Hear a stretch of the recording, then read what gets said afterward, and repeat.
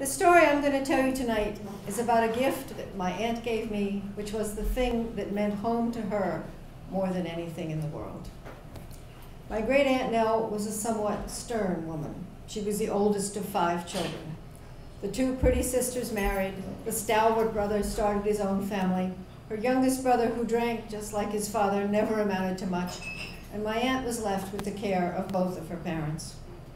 She saw them through the Depression when they lost their house. She got a college degree. She went as high up in the library system of New Orleans as they let a woman go back then, and she supported her parents for the rest of their lives. When I knew her, she lived in New Orleans, uptown, in a half of a shotgun double, and my mother and I would go visit her. We would take 3 buses from my grandparents' house, where my mother and I shared a room. We would stay all day. And when you walked into her house, there was a smell of furniture polish, of citrus. You would know it anywhere. And when my aunt died, I inherited things from her. I inherited a chair that had been in my family for ages, and that generations of people had been told that they could not sit on it because it would fall down. I inherited so much green glass, little footed dessert dishes, that when my children were ready to move out, I said, fine, you take 8 with you and you can go. I inherited a curved glass china cabinet, full. There was no room for anything I might bring to it. It was already stocked. There was all the little pink glass that you got from the movie theater or inside a detergent box. There were plates. It was one of my favorite things, which is a tin basket that was actually my great-great-grandmother's wedding present. And the person who gave it to her kindly engraved their name on the side, from so-and-so. And I took it to Antiques Roadshow, and I was told, it is not valuable, just old. I inherited many, many family photographs from the 1800s, from the early 1900s, and I have kept them all, but I did not keep the ones. It was a large manila envelope with my Aunt Nell's hand on it saying, photos of people whose names I do not know. And even though I could see that some of those people recurred in the photographs, I couldn't give them storage space along with all the ones that I did know. There was one other telling thing that my mother and I found from my aunt. And it wasn't given to us, it was what we found when we were clearing out her house after her death. In New Orleans, there is a custom, wedding cake charms, almost like a fortune-telling. Little half-inch silver charms are buried under the first layer of the wedding cake, and each one has a loop of white ribbon attached to it. And all the unmarried girls gather around the cake and pull one before it's cut.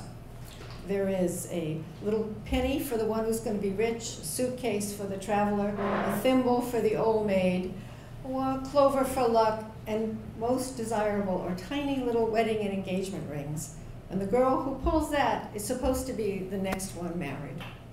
Now in my aunt's things, tucked away in a wooden box, was a purple velvet ring box, a real ring box with a lot of age on it and a brass clasp. And when we opened it up, there was not the thimble, but there were the little wedding rings. And it made my mother cry.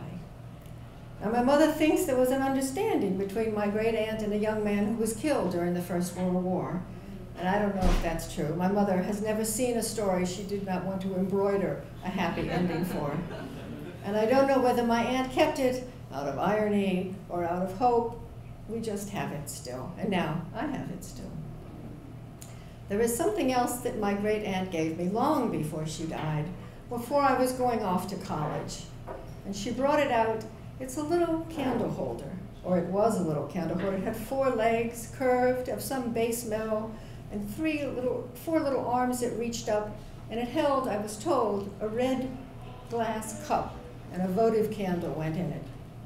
And my great aunt told me that whenever she moved, and they moved a lot because her father could not hold a job, whatever little shack they lived in, or whatever rough rooming house they were in for a while, her mother would unpack this first. She would set it on the table, she would light the candle, and Nell would relax. She knew she was home, her mother was there, and at least for now, this was their home. And if they happened to live in a house, my great-grandmother would plant beans and tomatoes, and Nell would say, why? We're never going to be here long enough to harvest these things. Her mother would say, it's for the next person. is to give them a little start on their garden. Now, when my aunt gave this to me, the glass cup that came with it had long been disappeared, and she was trying to force a little Corningware custard cup into it with no success. And the legs would not stand firm, and she was trying to bend and force this in. And she was getting so frustrated that this thing that meant so much to her was making such a poor showing. She wanted me to have it, to take it with me, maybe even to start this tradition that I would always have a home somewhere, wherever this was. And I was afraid she was going to break it. So I quickly took it. I said, I'll polish it at home. I'll fix it. It'll be fine. And I wrapped it up again in the layers of tissue paper, all yellow with age, and I took it with me. And I have it still. It has fallen completely apart. I have little curved pieces of metal put away in a jewelry box, I think.